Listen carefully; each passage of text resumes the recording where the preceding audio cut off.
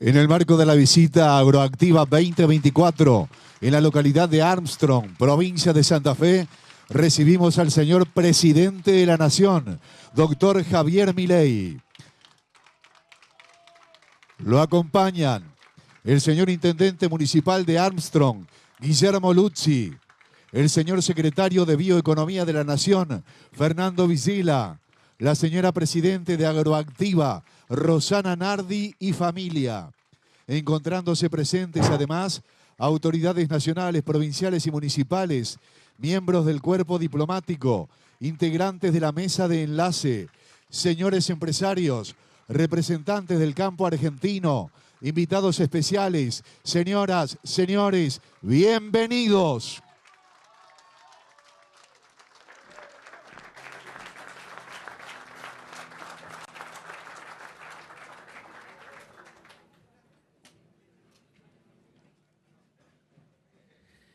En el estrado ya se encuentran ubicados el señor presidente de la Nación, doctor Javier Milei, junto al señor diputado nacional, José Luis Espert. Señor diputado, tiene usted la palabra. Muchas gracias. Muy buenas tardes a todos.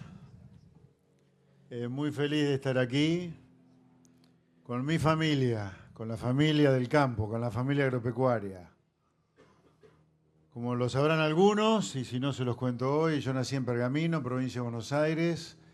Toda la vida mi familia ha tenido como actividad la actividad agropecuaria.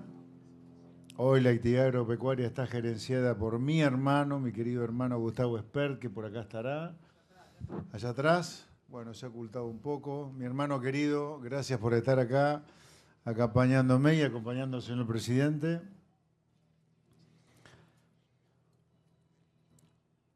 Muchas gracias al señor presidente, porque el que me invitó a Agroactiva fue Luis Nardi, el presidente de Agroactiva, y él me pidió que hiciera lo posible para que el señor presidente estuviera aquí.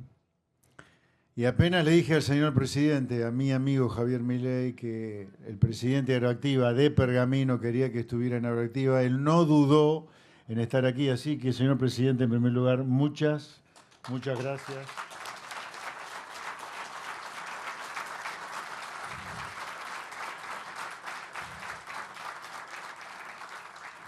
Demostrando una vez más, en particular para conmigo, una enorme generosidad. Y lo digo cada vez que puedo. Javier conmigo ha sido extremadamente generoso, siempre, desde que nos conocemos. Hace ya, ¿no? Estamos en 2014 aproximadamente, ¿sí? O antes, casi 10 años por lo menos entonces. Y siempre fue muy generoso conmigo, desde que nos conocemos. Si hay una anécdota para contar, que la cuente el señor presidente, no voy a hacer yo. Tenemos muchas, pero bueno, hay una muy peculiar. Él ha sido muy generoso conmigo siempre, repito. A ver, ¿qué es lo que recibimos como gobierno cuando Javier Milei asume la presidencia el 10 de diciembre? Un país muy cercano a una nueva crisis. Argentina ya venía con 6 crisis en los últimos 60 años, una en promedio cada 10, y se aproximaba a la 7ª crisis, una 7ª crisis que muy probablemente hubiera sido una hiperinflación. Si uno analiza algunos índices de precios que recibimos cuando el presidente asume la presidencia el 10 de diciembre, estábamos cercanos al 14.000, 15.000% de inflación anualizado. Esto es una hiperinflación. Un sistema fiscal completamente roto, un gasto público desbordado, fiscal y cuasi fiscal.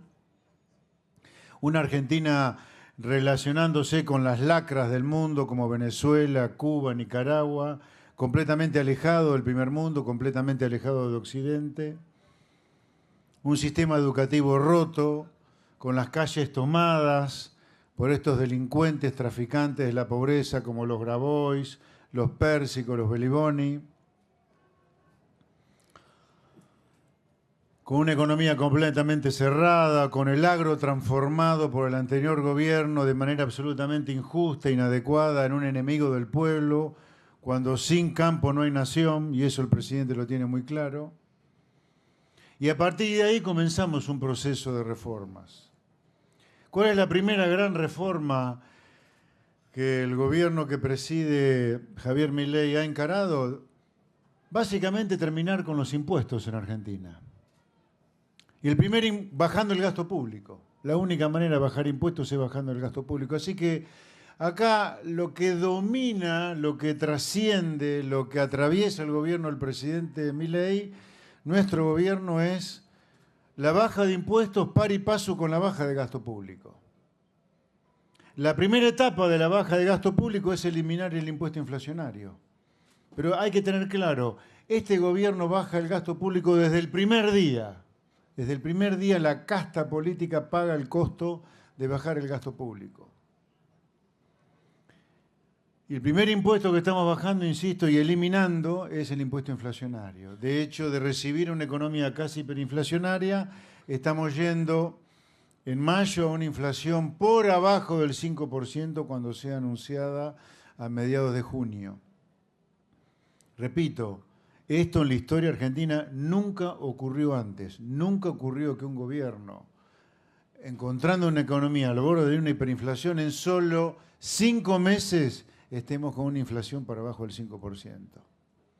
Este es nuestro primer logro de esta gran reducción del gasto público que estamos haciendo.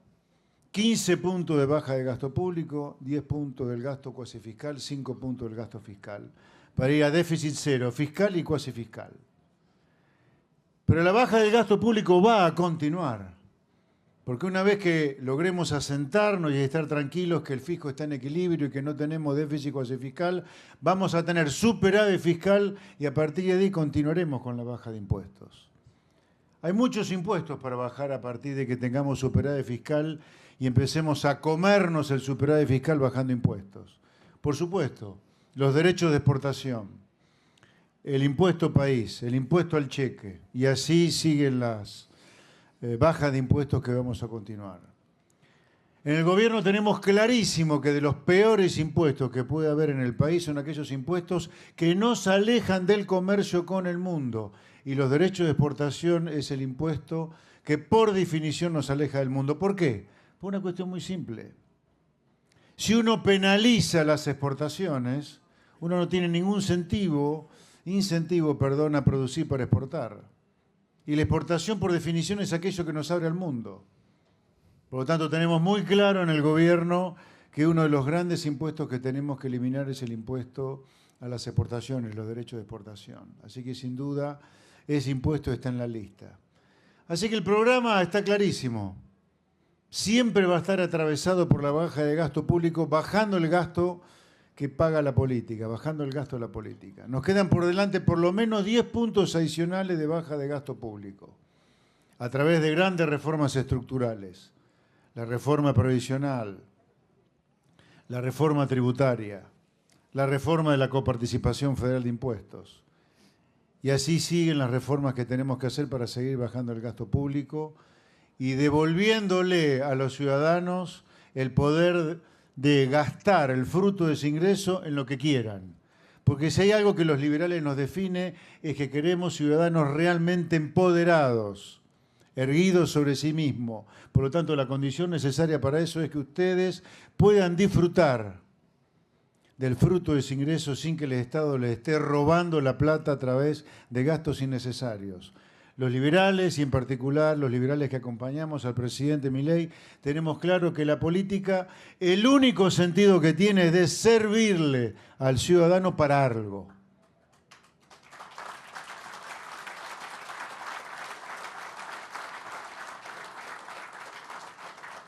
No concebimos a la política como un fin en sí mismo, sino como un medio y solo un medio para lograr cosas. Que ustedes tengan seguridad, que tengan defensa, que tengan justicia, que tengan diplomacia, bienes que lamentablemente a algunos no se lo puede proveer ustedes mismos. Si no, no tendríamos Estado directamente. Ojalá no pudiéramos tener Estado. Ojalá que algún día exista alguna experiencia maravillosa por la cual nosotros como sector privado nos podamos dar todos los bienes por nosotros mismos. Ojalá. Y esa es la tarea que el presidente tiene como meta y por lo tanto, sin más, le doy la palabra a nuestro querido señor presidente, el señor Javier Milei.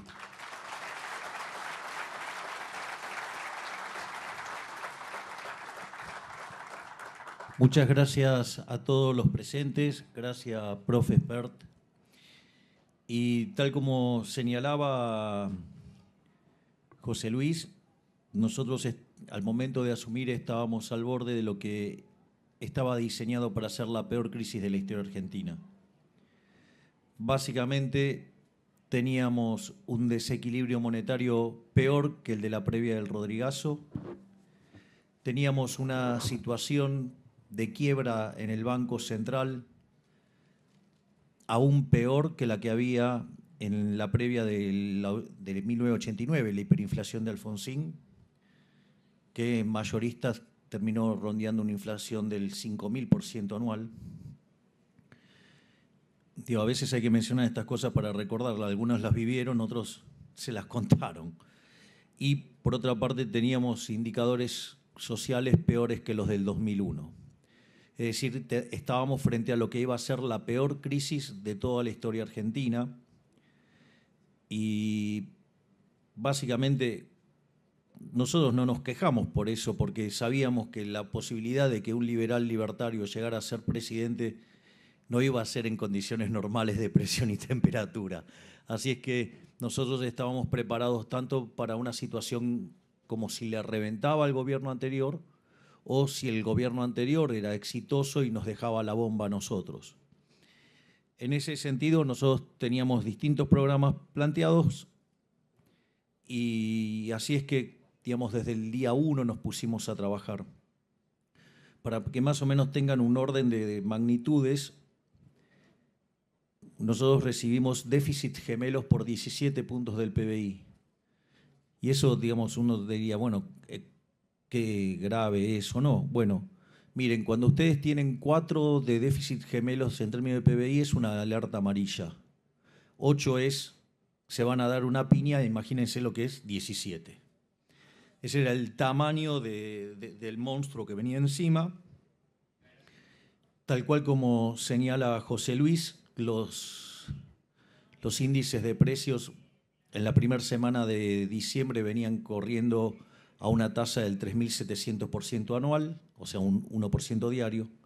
En la segunda semana se aceleraron a 7.500% y, digamos, si ustedes, y nosotros presentamos que había un escenario de posibilidad de que la inflación, digamos, plantada era del 15.000% y efectivamente la inflación mayorista de diciembre, que es la que se anticipa a minoristas, dio 54% mensual, eso anualizado da 17.000%. Y si ustedes se fijan, en el mes de abril la inflación mayorista fue del 3,4%, es decir, anualizada 50%. Yo entiendo que 50% anual es un montón y obviamente que me revienta tener ese nivel de inflación, pero, digamos, convengamos que venimos del 17.000%. Es decir, y lograr una baja del 17.000 al 50% en 4 meses, no hay registros históricos de haber hecho algo así.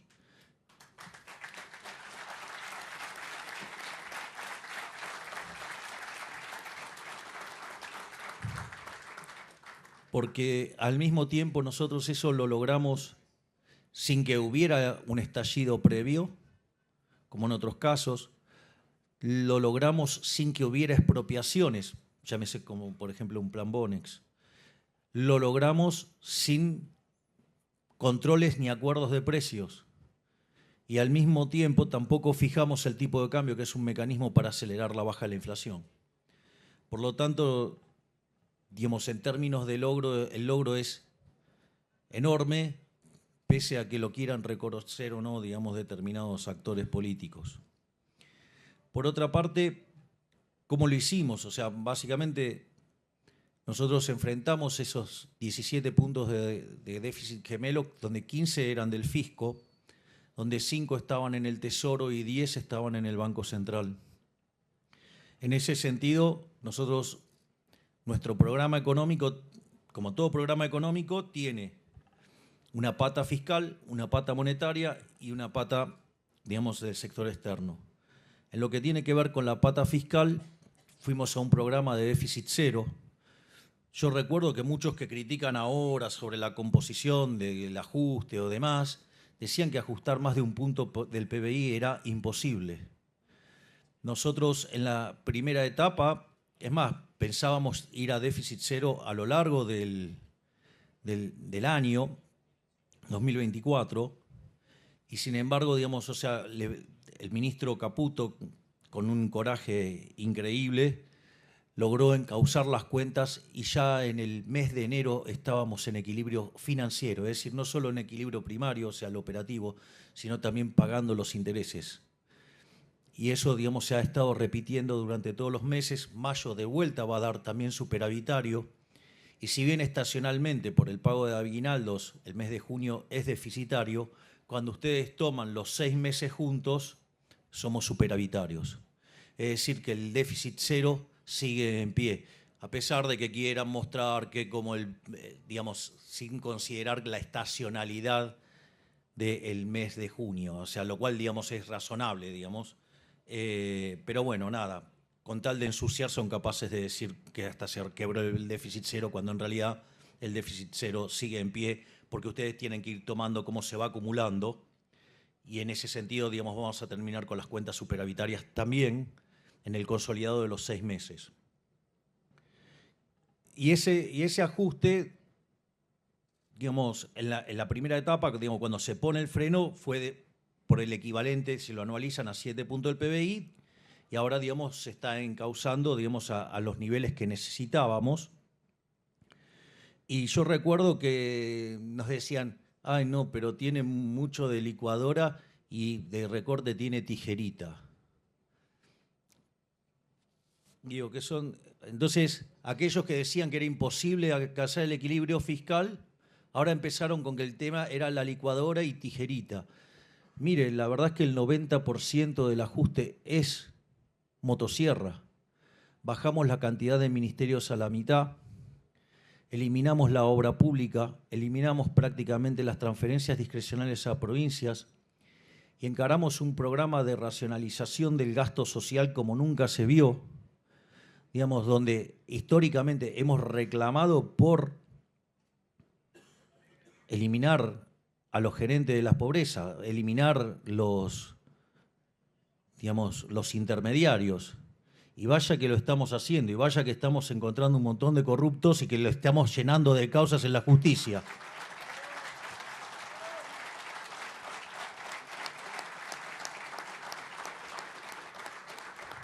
Por ende, no solo que estamos cumpliendo con el mandato de las urnas de bajar la inflación, estamos cumpliendo con el mandato de poner la calle en orden, cosa que gran mérito de la ministra Bullrich, sino que además estamos dando una lucha sin cuartel contra los corruptos y los que hundieron a este país, que usan las causas nobles para esconderse detrás de los pobres, y cuando ustedes le están tocando el curro, los acusan de insensibles. Cuando en realidad lo que está pasando es que están llorando y gritando básicamente porque se le están terminando los curros y porque tienen abstinencia de caja.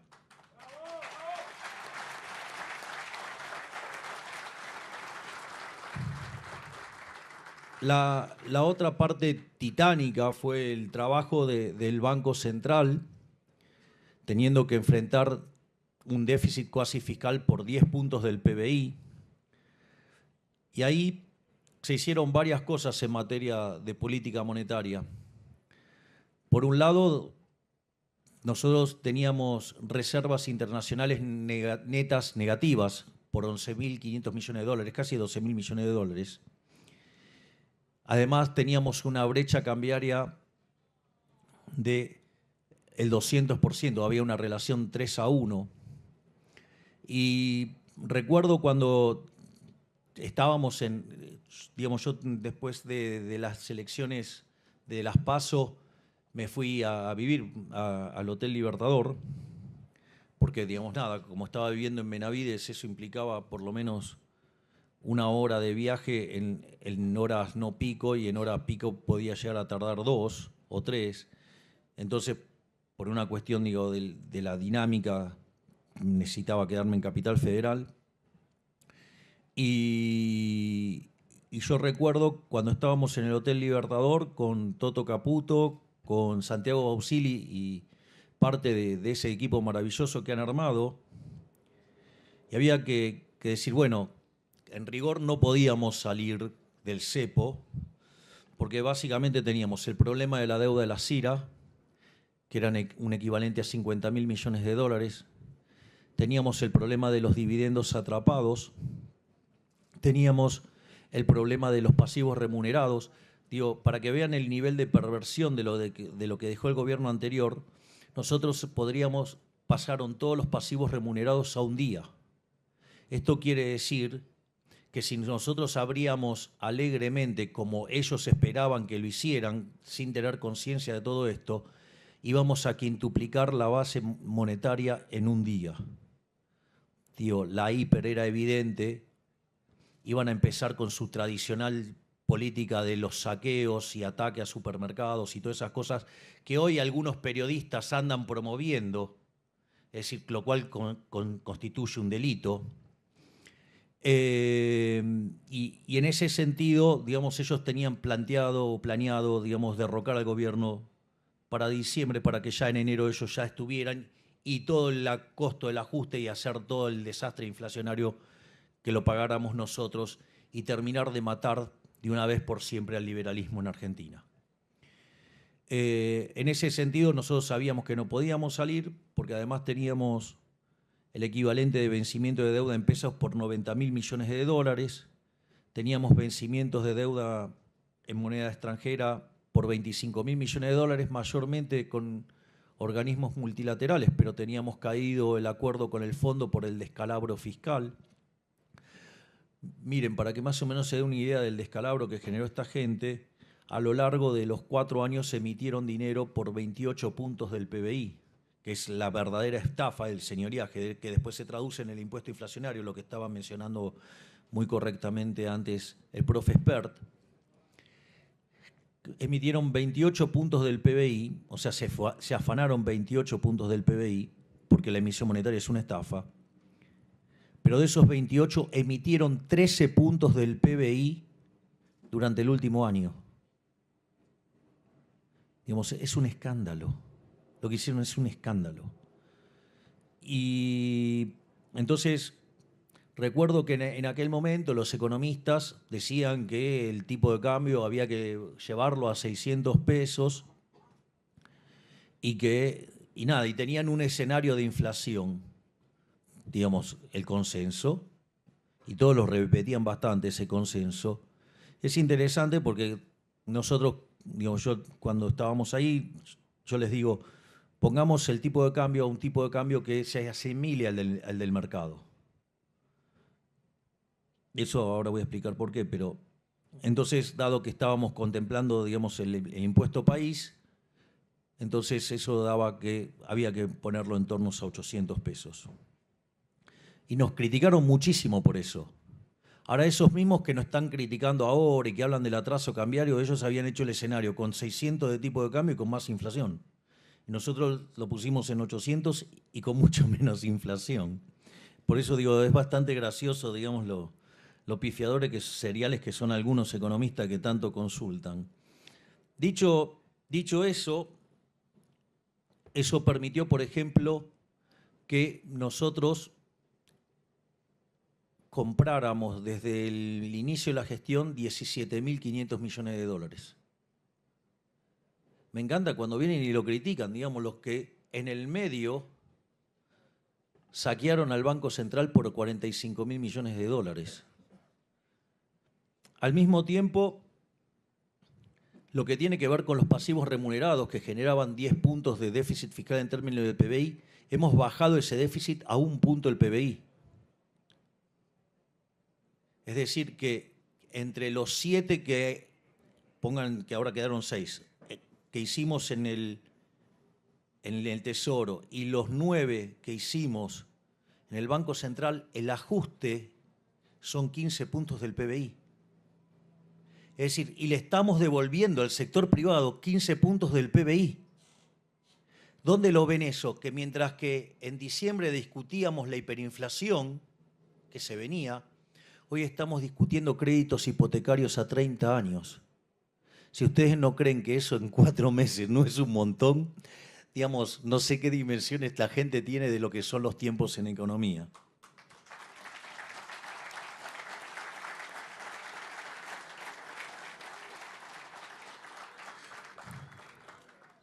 Y otra cosa que era muy interesante era cómo entonces, porque yo les acabo de adelantar el resultado de cuánto achicamos el cuasi fiscal, pero también es muy interesante cómo fue bajado eso, ¿no? Porque nosotros lo que hicimos fue arbitrar la tasa en dólares. Es decir, teniendo en cuenta que digo que los argentinos, como consecuencia de haber sido estafados desde el año 1935 en adelante con la moneda local, digo, tiendan a querer comprar dólares. Es decir, que la economía sea bimonetaria no es porque los argentinos son malos, es porque hemos tenido políticos que son reverenda mierda.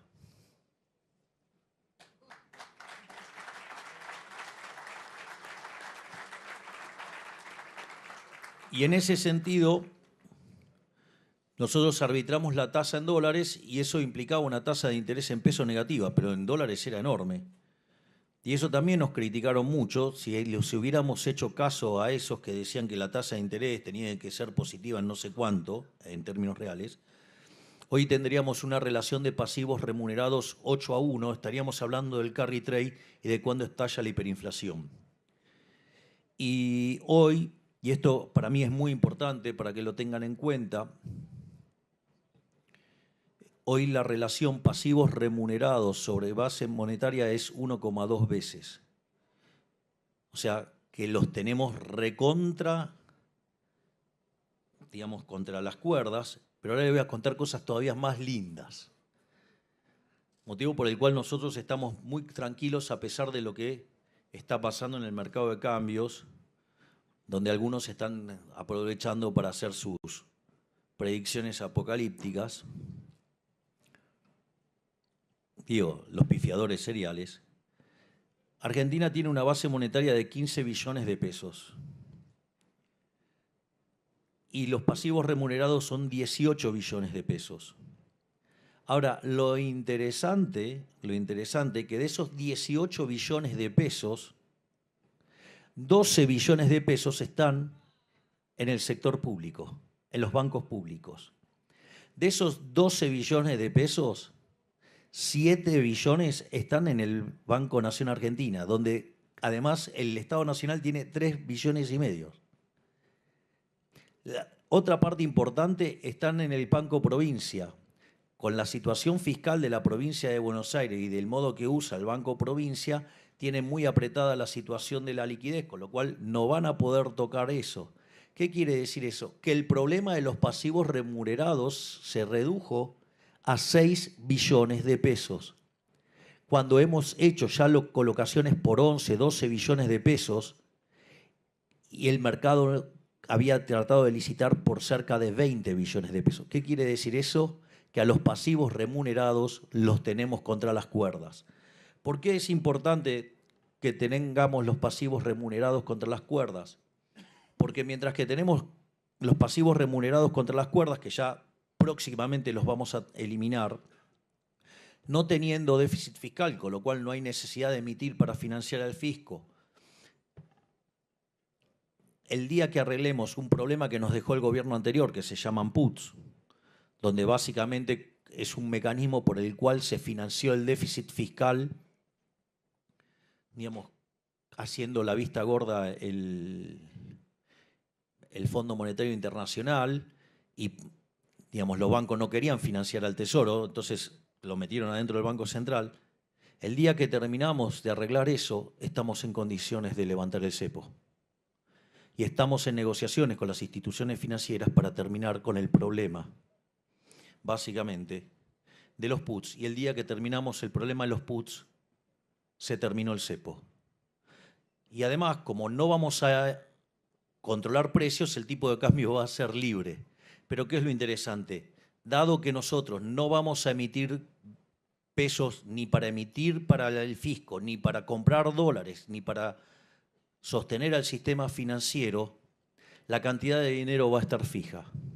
Y cuando podamos determinar fija la cantidad de dinero, como creemos que emitir dinero es un delito, vamos a enviar una ley de no emisión.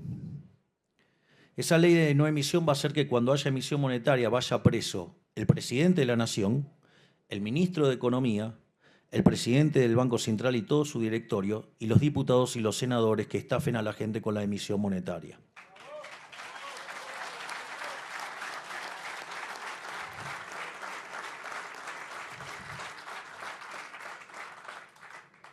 Ahora, es cierto que hay algunos que pueden decir, bueno, pero acá hubo leyes y se las llevaron puestas. Sí, es cierto. Ahora, también es cierto que nosotros le vamos a dar a esta ley categoría de delito de lesa humanidad. Por lo tanto, es imprescriptible. Entonces, sí, va a poder venir otro gobierno de repente, volver a emitir y volver a las andadas. Y seguro que van a querer cambiar la ley cuando quieran hacer eso y van a dar un montón de motivos muy sensibleros, como hacen siempre. Pero siempre cuando vuelva la inflación, la gente va a recordar que los liberales somos los que exterminaron la inflación.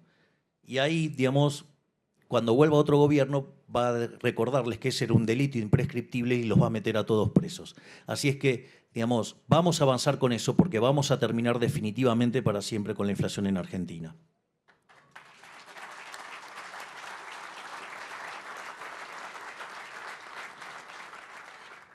Por otra parte, otra de las cosas que nosotros sabíamos que iba a pasar es que claramente al momento de hacer un programa de estabilización, eso genera un aumento del ahorro y dadas las condiciones que tenía Argentina no iba a haber contraparte de inversión. Por lo tanto, sabíamos que iba a haber caída en la actividad económica.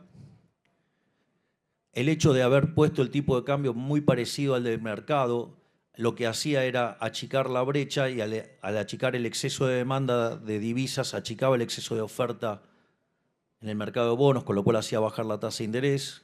De hecho, recibimos un riesgo país de 2.900, llegamos a estar en 1.100 y hoy gracias a la política, digamos que lo único que quiere hacer es romper, porque saben que si esto funciona no vuelven más los chorros.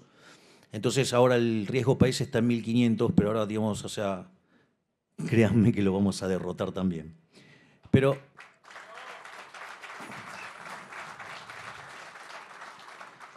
al margen de eso, una de las cosas que hicimos fue duplicar a UH. De hecho, la UH está en el nivel más alto desde que se empezó a otorgar.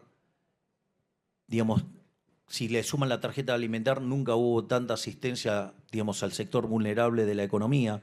Además, dimos asistencia a la clase media vía entrega de útiles y vía financiamiento de la cuota de los colegios.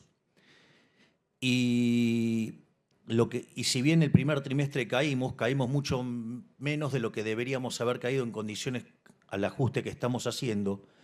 Y lo más interesante, y eso es lo que tiene tan nerviosos a los políticos, porque no solo que está bajando la inflación, empezó a rebotar la actividad económica. Cuando ustedes empiezan a mirar los indicadores económicos, es cierto que contra el año anterior dan caída, pero cuando miran el mes a mes desestacionalizado, están la gran mayoría de los indicadores subiendo muy fuertemente. ¿Quieren un ejemplo? Por ejemplo, el crédito. El crédito está creciendo 650% respecto al año anterior y está creciendo 45% respecto al mes pasado. Es decir, la economía está rebotando y va a rebotar fuerte. Entonces, si hoy, digamos, a pesar de haber hecho el ajuste más grande de la historia de la humanidad, mi imagen sigue estando en los niveles de cuando asumimos, cuando la intención de votos del espacio está en torno al 55%, o sea, con lo cual si fuéramos una elección general ganaríamos en primera vuelta por escándalo. ¿Saben qué? Los chorros están nerviosos. La casta tiene miedo y tiene tanto miedo que lo único que hace es querer sabotear a este gobierno.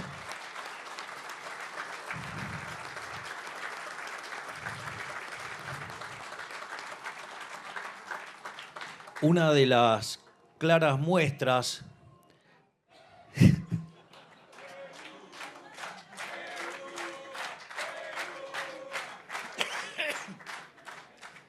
Sí, ese soy yo. ¿Por qué será? No sos vos. Vos no sos.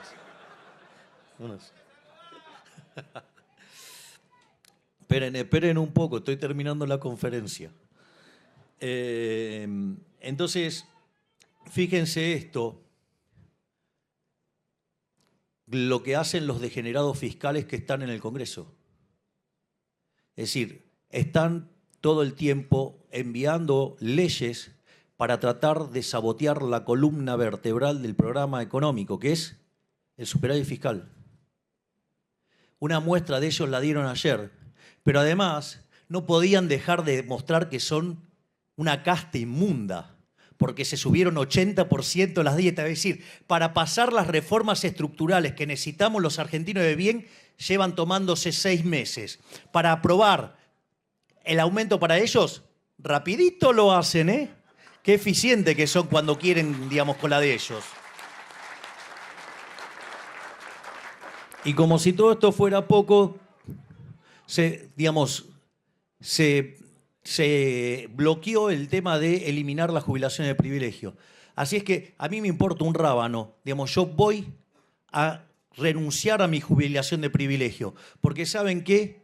Digamos, si yo hago bien mi trabajo, después voy a poder seguir trabajando en el sector privado cuando deje este puesto. Pero claro, estos están acostumbrados a hacer zafarrancho durante los últimos 100 años, entonces tienen un seguro que son las jubilaciones de privilegio. No, basta, si hiciste las cosas mal, mereces cagarte de hambre por hijo de puta. Y por eso hay que eliminarlas.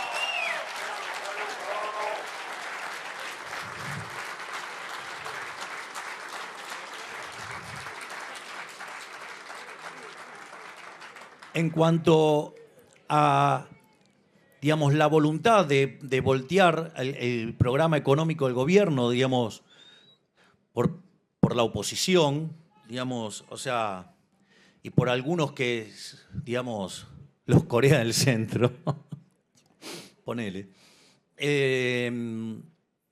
La realidad es que nosotros, si van contra el equilibrio fiscal, nosotros vamos a vetar todo lo que vaya contra el equilibrio fiscal. No voy a entregar el déficit cero de ninguna manera. Y si aún así buscaran el mecanismo para seguir rompiendo el equilibrio fiscal, voy a bajar más el gasto público hasta que les duela más a la política. Así que no tengan dudas que el déficit cero está para quedarse.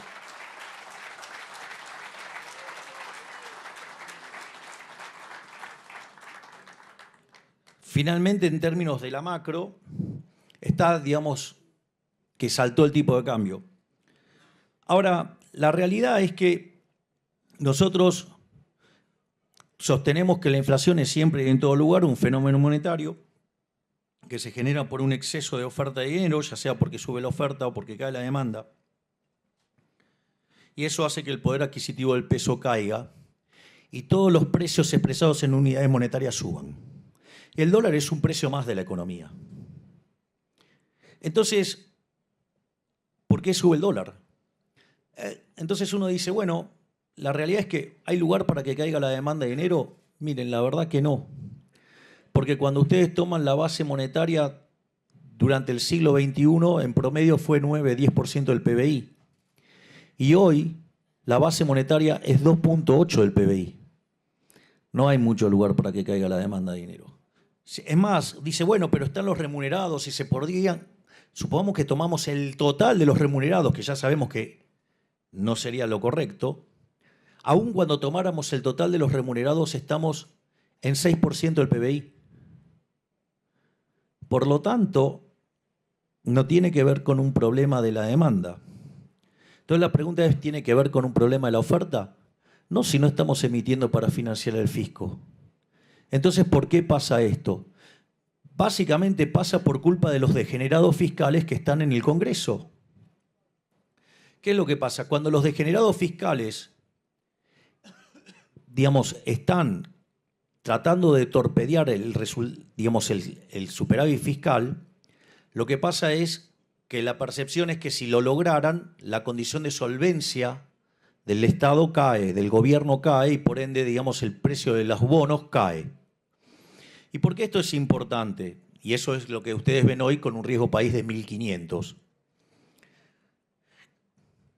¿Por qué es importante esto? Porque ustedes hoy, como hay control de capitales, no compran dólares de manera directa, lo hacen de manera indirecta.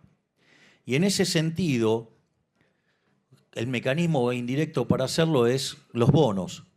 Entonces, ustedes hoy en el precio de los bonos, lo que están viendo es el problema, digo, de los degenerados fiscales tratando de romper el equilibrio fiscal y no obedece a un problema monetario. Digamos, cuando vean los números de mayo, cuando vean los números de junio y vean que el resultado fiscal es granítico y no vamos a entregar el resultado fiscal, automáticamente los números de los bonos se van a acomodar y automáticamente se va a acomodar el tipo de cambio. Por eso es que no estamos nerviosos con lo que está pasando con el tipo de cambio. Y digamos, y nos causa bastante gracias a todos los apocalípticos, pifiadores seriales que quieren que las cosas salgan mal para poder convalidar los modelos pedorros con los que pifiaron siempre.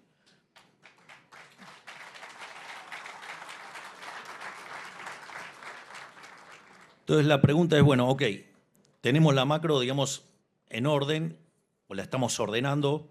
Entonces la pregunta es, ¿cómo vamos a crecer? Bueno, lo primero estamos rebotando. Y eso se va a manifestar en una mejora en la actividad y en el empleo. De hecho, los salarios reales hace 2 meses que vienen subiendo, y si lo miran en términos de alimentos, vienen subiendo muchísimo más, con la cual, digamos, el número de pobres e indigentes va a tener que empezar a ir a la baja cuando se tome, digamos, las nuevas mediciones. Pero al margen de eso, digo, no las que todavía quedan remanente y que tienen el impacto del primer semestre. Entonces va a haber, digamos, estamos viendo el rebote, de hecho se está viendo. Otro elemento, digamos, que va a potenciar el crecimiento económico es que aumentar el ahorro en 15 puntos del PBI, eso va a tener una traducción en inversión. Al mismo tiempo, una economía que lleva 20 años de populismo y que destrozó el capital a mansalva, hace que los retornos reales de la economía sean muy altos. Por lo tanto, la economía tiene mucho margen para crecer solo por la destrucción de capital que hubo. Entonces, eso es lo que va a explicar cómo va a empezar a rebotar y a crecer la economía de corto plazo. Y por otra parte, digo, por más que pareciera que hay contratiempos, la ley Bases y el DNU, digamos, la ley Bases, hay altas chances que salga y el DNU está funcionando. Entonces, más o menos para que tengan un orden de magnitudes, la reforma estructural más grande que se hizo en la Argentina la hizo Menem en los 90. Si ustedes toman el DNU y la ley base como está hoy, esta reforma es 8 veces más grande que la que hizo Menem. Es la reforma más grande de la historia argentina. Y después dicen que no tenemos programa económico. Me parece una cargada. Y voy a ponerlo cuantitativamente. Estas reformas implican que vamos a subir en libertad económica 90 puestos. Es decir, dejaríamos de ser un país que iba camino a convertirse en Venezuela y vamos camino a convertirnos en un país parecido a Alemania o a Francia o a Italia.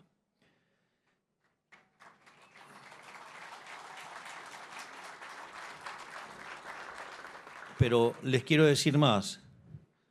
Nosotros tenemos como objetivo ser el país con mayor libertad económica en el mundo.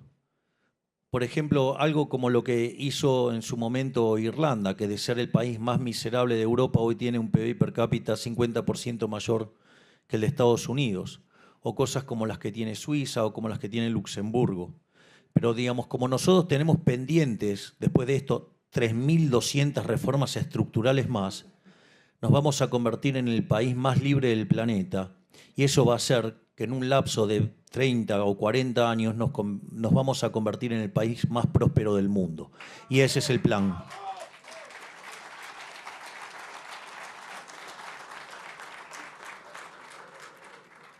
Y finalmente, lo más interesante es ¿qué vamos a hacer cuando la economía empiece a crecer? Porque ahí van a aparecer muchos recursos fiscales.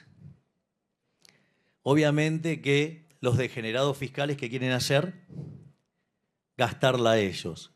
Bueno, nuestra idea es que cuando se empiece a dar de manera sostenida el superávit fiscal, devolvérselo a la gente de bien, a los que trabajan, a los que verdaderamente son los grandes héroes de la Argentina, devolvérselo con baja de impuestos.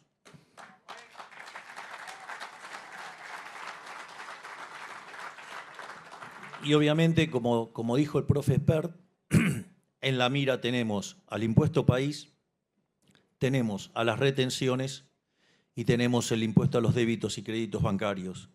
Digo que son súper distorsivos y, si ustedes quieren, el mayor testimonio de que los quiero bajar efectivamente y que los voy a bajar cuando la economía empiece a recuperar, ¿saben cuál es? Nunca los quise coparticipar. Porque si los hubiera coparticipado, no los vamos a poder sacar más. Entonces, el mejor testimonio que tengo para darles y como mejor prueba de que efectivamente cuando empiece a crecer la economía y el superávit fiscal empiece a ser abultado, vamos a estar bajando los impuestos. Básicamente, ¿por qué? Porque nunca los quise coparticipar. Así es que eso le va a dar un nuevo empuje al crecimiento económico y, sin lugar a dudas, si seguimos abrazando las ideas de la libertad, en 35 años vamos a ser una de las grandes potencias mundiales. Muchísimas gracias. Señoras y señores, han sido las palabras del señor presidente de la Nación, doctor Javier Milei, desde Agroactiva 2024, Armstrong, provincia de Santa Fe, República Argentina. Que tengan una excelente jornada y hasta siempre, Armstrong.